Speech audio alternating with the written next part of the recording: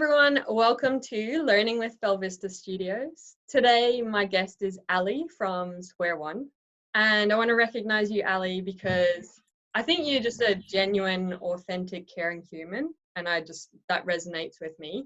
But in terms of like your passion and your energy around human-centered design and showing empathy for the end user is just awesome. And what you do for the community, like in Brisbane, I went to a meetup, that's how I came across you. And at the time I didn't really know what human-centered design was. I just heard things, but your energy and passion really inspired me to actually latch on and see it more than just going, oh yeah, that'd be good to do. I was like, no, this would be awesome to do. So that's kind of where it all started. And then obviously our team has just run with that. Like we love it and try to do it with all of our projects. So thanks for being an inspiration to our team as well. Oh my goodness. Thank you. That means so much to me. Thanks so much. All good. Okay, so first question is, I guess the framing for this as well, like we've talked a lot in our land to our community about human-centered design. So I want to take this to a more advanced level. So my questions will be more around, getting it into practice and kind of nodding it out with stakeholders who might not be on board. Yeah. So my first question is, what should come first in your opinion? Is it employee experience or customer experience?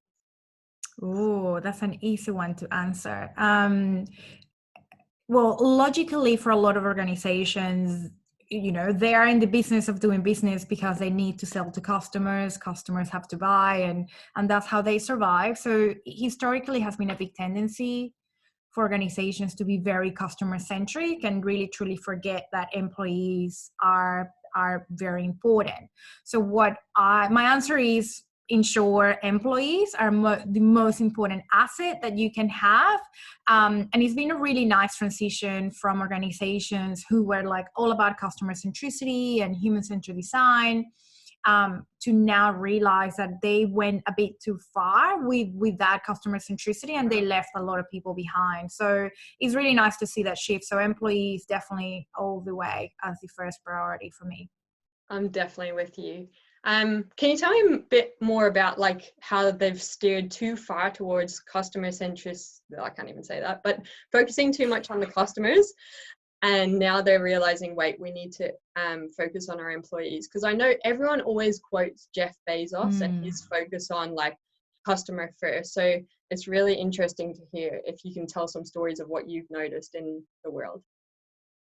Yeah, I think, Amazon, as you mentioned, is a great example of great customer service and customer experience. And, there are a lot of brands really doing an incredible job in that space, really getting customers to feel that they have their needs being met, and a lot of the things that they are expecting are given to them. A lot of that personalization, and if not individualization of the digital age, is really there to assist those companies to thrive and create that very one-on-one experience. And that's wonderful. That's what customers want. They want choice. They want to feel that little, the little bit of a bubbly sort of feeling in their bellies going, oh, that's really lovely. They know me. They wow me. The thing is that when you kind of really look into that, is that employees will somehow feel that they are the ones making all of this happen. And yes, there is a good feel, good vibe, kind of ecosystem in the organization, because naturally when you focus on customers, at the end of the day, you're being empathetic, you're being driven by providing a very beautiful and incredible experience. But what happens is that you also need a lot of foundational back-end systems that will not only support your customer experience, but your employee experience. So if you don't have a lot of that very seamless and consistent EX, so that employee experience, is that employees wouldn't be on the right path and wouldn't be clear on that North Star.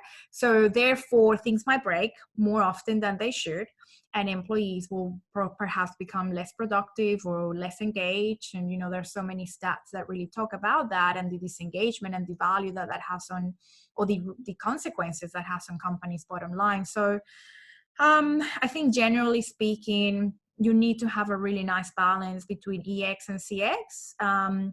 If you got to start somewhere, I would always say start with EX. And I love, if I may just touch on what you mentioned earlier, that you feel so happy right now and you're fulfilled on the inside. And what that means is that everything that's happening outside you is therefore a match of that feeling.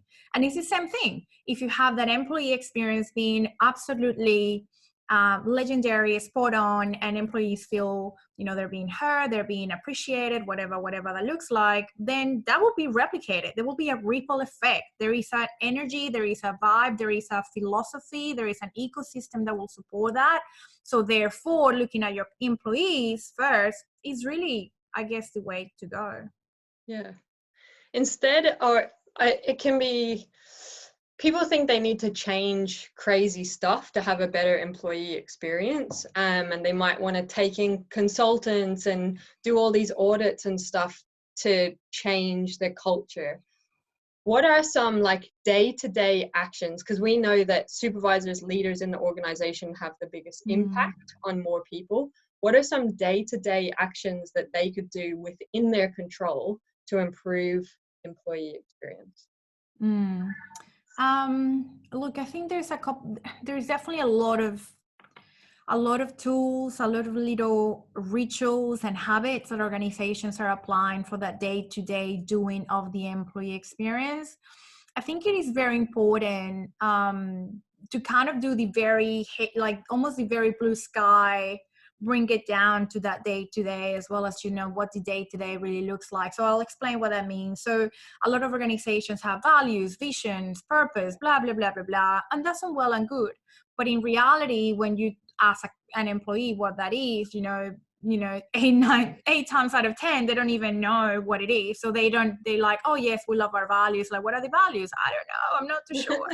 And that happens all the time. So I think it is really important that on a day-to-day, even from a meeting setting or a leader, especially from a leadership perspective, is that a lot of those touch points that we talk when we engage in that customer experience, they're also touch points for that employee experience. So you really kind of got to map out that employee experience. So go, when do we engage with our employees on a daily basis? It might be a stand up, and that's a very common thing that companies do. They have a 5 to 10, 15, whatever it is, minutes with the team to talk about projects, what's happening, risk, load risk, all of that stuff.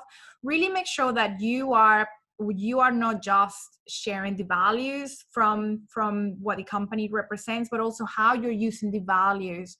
So you can say things like, well, we appreciate, and we have this issue, and this is obviously causing a lot of pain for our employees and or customers, whatever it is. Our promise is that we're always going to be solving customers' problems within 24 hours. So who's gonna lead that?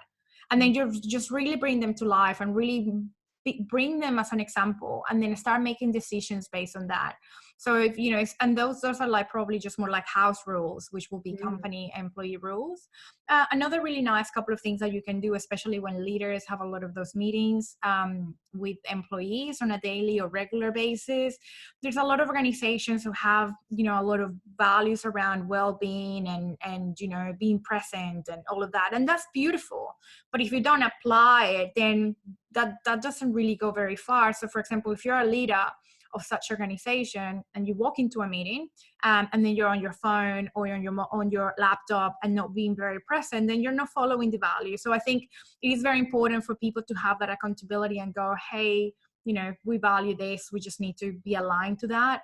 And for everybody to have a voice and to be accountable and say, yep, you're right, you know what, I'm not here, I'm somewhere else. And for people to be accountable to do that. So I think that's kind of what I've seen that really works. And make sure that people are really sharing much more about themselves on a regular basis with their leaders, with their bosses, and really ensure that human touch is always happening. Because at the end of the day, after 5-6 p.m. people go home and people have a life, and a lot of the times people don't share that, and really it could be affecting individuals. So really make sure that you have a lot of those human touch points and stop have coffees with people, just have a minute conversation at someone's desk and go, hey, how you going? How is everything? But really be very human about it.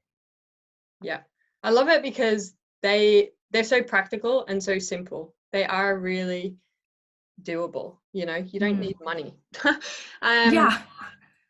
And I think what I've noticed as well is to ask, ask people what it will improve their work life. Because that's the whole thing about human-centered design, is speak to them, empathize with them.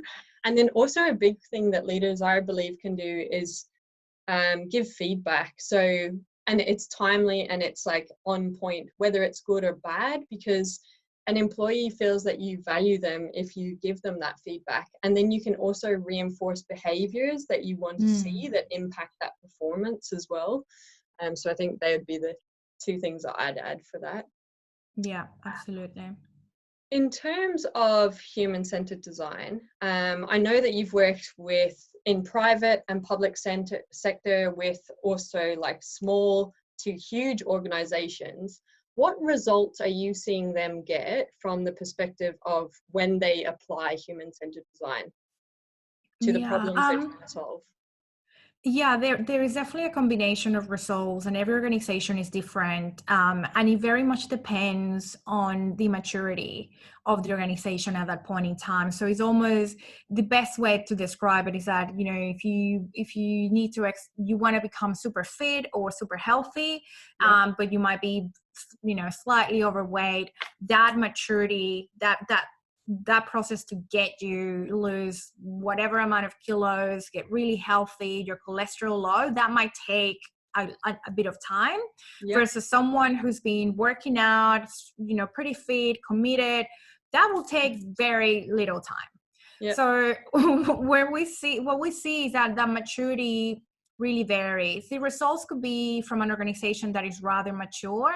The results can really be recalibrating what they know to what are the areas of improvement. So really kind of assessing their skill set around innovation, capability, mindset. Mindset plays, it is really interesting, plays such a big role in human-centered design, because when you are a human-centered designer, you are very creative, you're very open, you're biased to action, you really truly empathize with people, you're really gathering touch points and data constantly, and you play with failure, you're vulnerable, you play with ambiguity, all those things, you're comfortable with that stuff.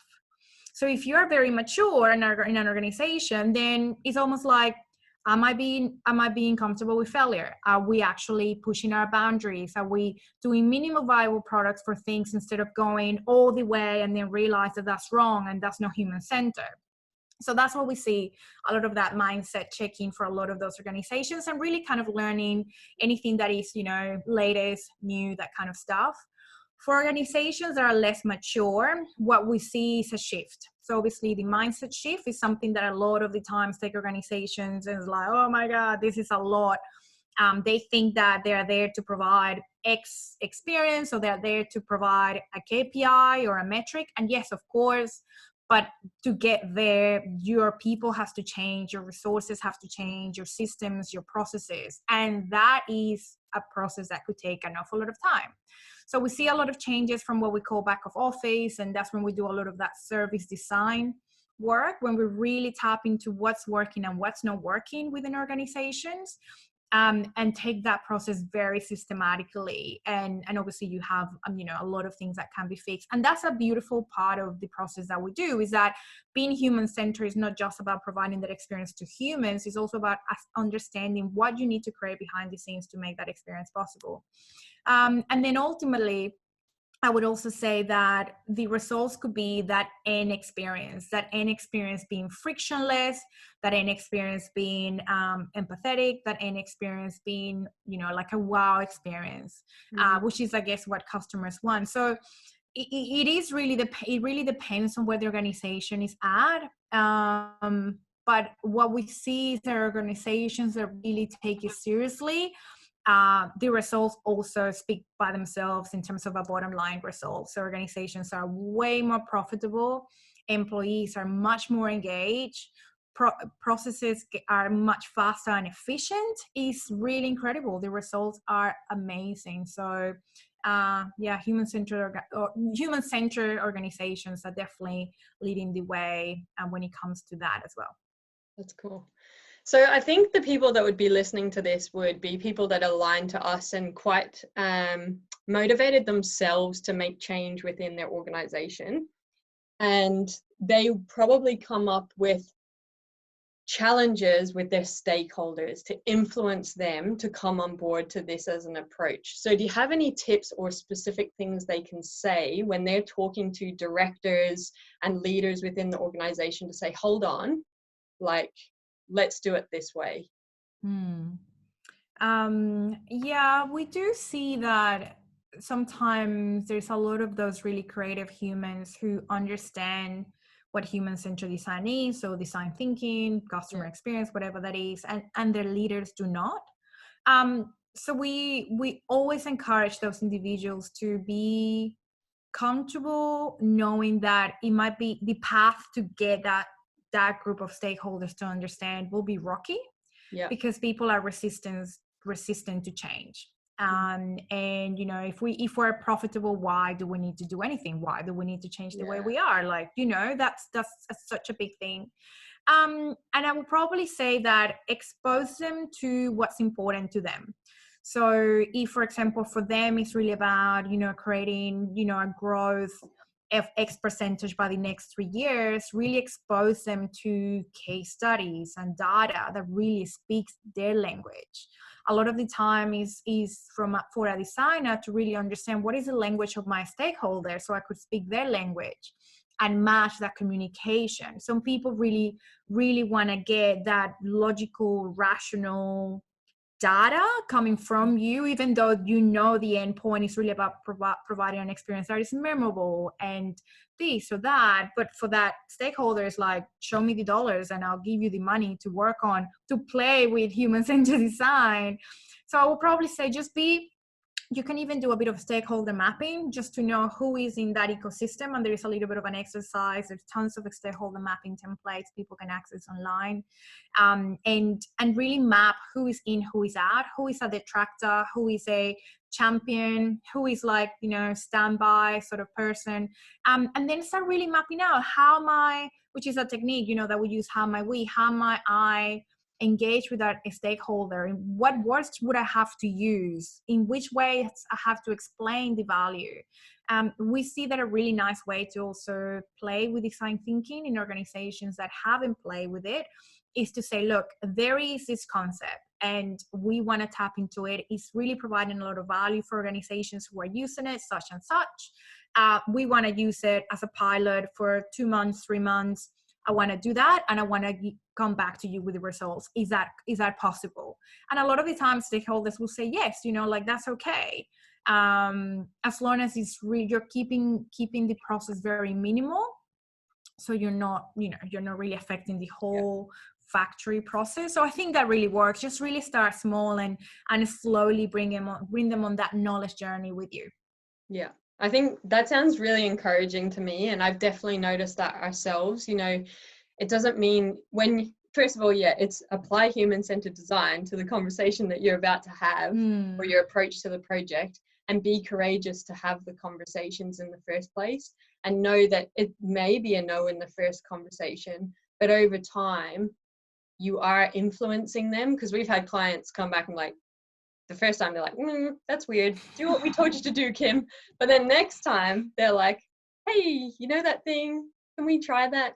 So yeah, I think definitely be courageous, keep trying, and speak their language. That was a really good share. Yeah, and one thing that I want to mention. So if you say to someone, you know, if you tell someone design thinking, human-centered design, and just give them that exposure, surprisingly, and this is a bit of how our brains operate, is that person will be more attuned to that. So all of a sudden they will see it everywhere. It's like when you know, people are pregnant and they see pregnant women all everywhere. It's the same thing. It's like it is exactly the same thing. So you really make sure that you give that exposure and without them knowing, so really unconsciously, that message will be coming in, and it will be coming in, and there will be a point in time where it will be easier and easier to have those conversations, and you're like, this is great, they understand, we know what we're trying to work on together here. Yeah. I guess common objections that probably come up is we don't have time or budget to do a HCD approach. Any things that you can help people to overcome those objections? I think when we hear that, we always say, well, if you don't have time, then you got to understand that the risk is very high. And we always try to look at the risk of, and there's a lot of clever humans within organizations that who can even give you a data point to say, this is how much the risk, that's how high the risk would be. So the human-centered design process is really disruptive.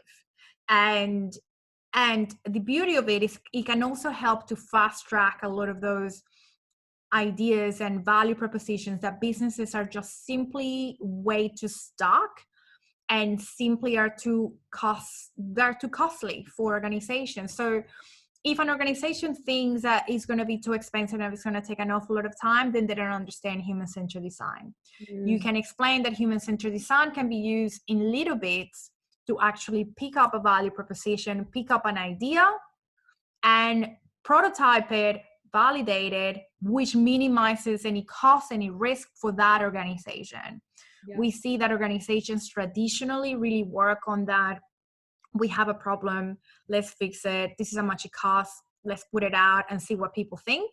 Yep. And that is very expensive. We see loads and loads of case studies in which organizations spend millions of dollars and there is no one customer. And so it is crazy. And so if you say, well, this is going to cost us $10,000, but we're going to validate it and we're going to know what works, what doesn't work, that means we're not failing. We're actually winning because we didn't spend, another $200,000. And this happens especially a lot in the space of user experience. Okay. Website development and we don't play a lot in the space of UX, but we do a lot of UX projects as well. And it's really surprising how a lot of companies, very mature companies, kind of work on a user experience project, which might be a digital platform or a website, without speaking to one customer.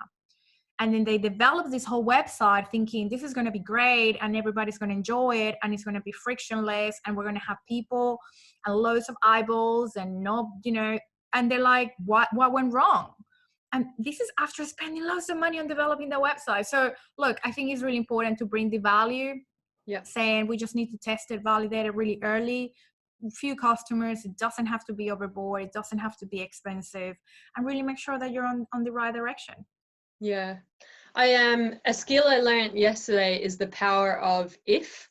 So, and this is for our industry, and I used it with a client yesterday.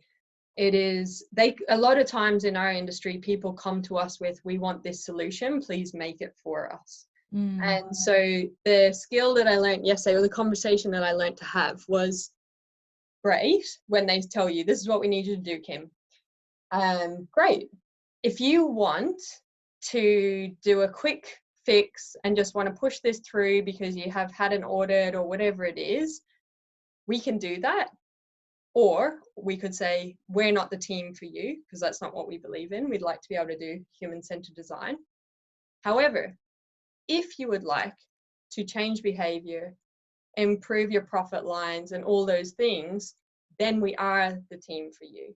So it's saying, if to all the things that could go wrong, those risks with the pre-prescribed solution, and then, but on the other hand, if you want all these things that are possible and achievable, this is what we can do for you. And I actually played with that with a client yesterday, and it worked, and it went really, really well, even though I was like doing the nervous shakes, like, when you're trying to do something for the first time, but it worked really well, and it made so much sense to them.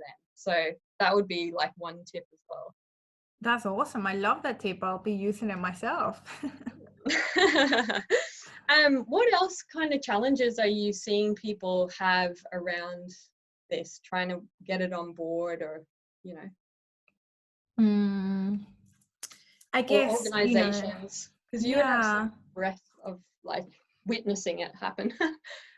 Yeah, it's interesting. I think a lot of the times, I think I see these especially in a lot of organizations that are not as mature in Australia, just because Australia is, geographically, very far removed from a lot of the things that are happening in the world, and not every trend, not everything around human-centered design comes this way. So I think what we see is that we need to do a lot of education in a lot of the times where, and I think that's why we created the platform of Purposeful CX. And then, we've been doing so many events for the public to really upskill themselves. And, people like you kind of, somewhere, heard the term human-centered design, went to an event, that milestone hit you somewhere else. Now you're doing, all of your work evolves around human-centered design, which is awesome. But if you hadn't been exposed to that, then you wouldn't have known any different. So we are definitely working on a lot of that education piece, making sure that we're giving that awareness and providing that insight around what has worked, what doesn't work, what is it. A lot of organizations need to even understand what is even human-centered design, like what is this thing. And so, a lot of education is really important. A lot of companies are very risk adverse, so that's why they might see human-centered design as something a little bit fluffy, something a little bit non-business related. And that depends very much on the leadership of that organization. So a lot of the times those leaders, have been very traditional thinkers and ultimately, not very creative problem solvers. So sometimes you really educate those leaders and really ensure that they are as hungry as those human-centered design leaders who probably are, working out more and, in the human-centered design gym. And then, and they're like, oh, okay, well, if they're doing it, maybe I could try it. Maybe I could do it. So if you really bring it to that very one-on-one level, especially when leaders are particularly unaware of how leaders like them can do the things that those leaders are doing, they will really look at it from a one-on-one. And so that really creates a lot of impact. So we really bring that conversation down to those leaders, in fact, and that seems to work as well. That's cool. Well, I have to say, like for people here, we've only attended your free events, myself and members of the team, and brought friends as well, and they've all raved about it in terms of that awareness piece. So it's just really cool. So thank you for that. Obviously we're in Brisbane, Australia, but it just shows like the value that you do bring and the impact that it's had on us just from that. So I know that you do workshops for in-house and you do workshops for consultants trying to upskill in that as well. So definitely we'll be putting your details anyway in the description. People can explore you more. What I don't know, books, resources, YouTube channels have left an impact on you for your own practitionership? Oh my God, if I was to show you all the books that I have in front of me, I have so many. It is really interesting. And I think about an athlete who has to run a marathon at or be part of an Olympics game. They have what I call peripheral learning. So yes, they have to train every day, and that's their focus, is to get from A to B in the fastest time, in the least amount of time. But that peripheral ecosystem is really about their mindset, the thoughts, the beliefs, the food they eat, their environment. And so that's the same way I think, and the same way we train individuals and designers to become a design thinker, because it's not about tapping into the tools, it's how you use the tools. And that comes with a skill that is very human and very connected to who you are.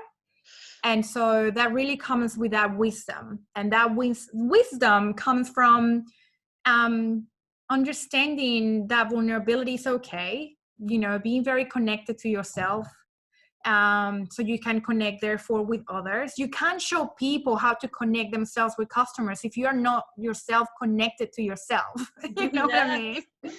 Yeah. So that's exactly right. I've invested time, money, energy, tears for years to become a better me.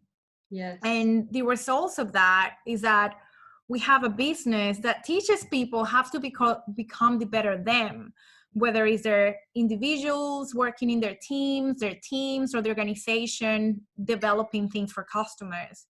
And so I think he's really appreciating that there's so many books. And so probably I wouldn't be able to say this book, although I'll point a few.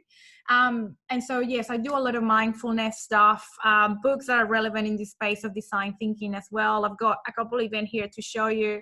This is a really great book. It's called Testing Business Ideas. This is more minimal viable product sort of approach. This is from the guys that wrote the business value model and the value proposition model as well. So that's really important and very cool. This is a really fun book called the Design Thinking Playbook. Super cool. Definitely recommend it. Very nice for people to understand what tools you can tap into. There are lots of resources online as well. Mm-hmm. There is a book that I've got from David Kelly called The Creative, what is it called? I don't have it somewhere here. The Creative something is David Kelly, audio CEO. Okay. Creative Confidence. Oh yeah. I think it's really, really nice book for individuals who think they're not creative. Everybody's creative. It's just how we shut ourselves down. We were super creative as children. A part of our brain stop us from being that person. And then, we need to be in that flow. And I think creativity can really help us with that. And then, yeah, I read a lot of things around resilience and grit and really, really working on me as a human being. So, yeah. I freaking love that you went there with that answer. That it comes back to you as the individual, that you're not, you didn't say it's this book, it's not the practitioner skills, it's the mindset, it's the human being. I really, really love that you came that way. And I think what that comes out in who you are, and that's what I was trying to recognize you for earlier, like that passion, that caring, that authenticity is just proof of the work that you've done for yourself. And then you've obviously done the work to identify what you're passionate about and what you really love, which is where your business and stuff comes into it. And I think what people should be able to see today or hear or watching is that being brought out to the world through how you talk about it, how you approach things with clients, because you're not in there saying you need to do this, You're just being you, and by being you, you're having the impact. I just think that's pretty special. It's true. That's cool. I don't know. I feel like I want to just leave it on that. We always seem to get to like be a better human in these podcasts. Be a better human, and everything else will work out. So it's kind of where we've got to as well in the end of this. Is there anything else you'd like to share or get onto before we wrap it up? Oh no, I think that's everything. I guess the last thing to say is that definitely for anyone out there, whether they're on their early stages of human-centered design, they're quite mature on it, and is to always be very open to learn, and that is something that we thrive and we always empower people to do, and just really, really make sure that you're spending that time on yourselves and prioritizing you, because that work will really resonate with others and those ones that you serve. I love it. Ali, thank you so much for being on here today. I really appreciate you and the knowledge that you've shared. Thank you. I'm so grateful. Thank you so much for having me, Kim.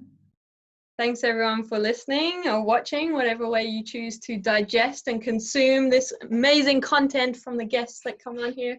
Have an awesome day and work on yourself. One thing, 5-minute favor for yourself that'll make you a better human today. Peace.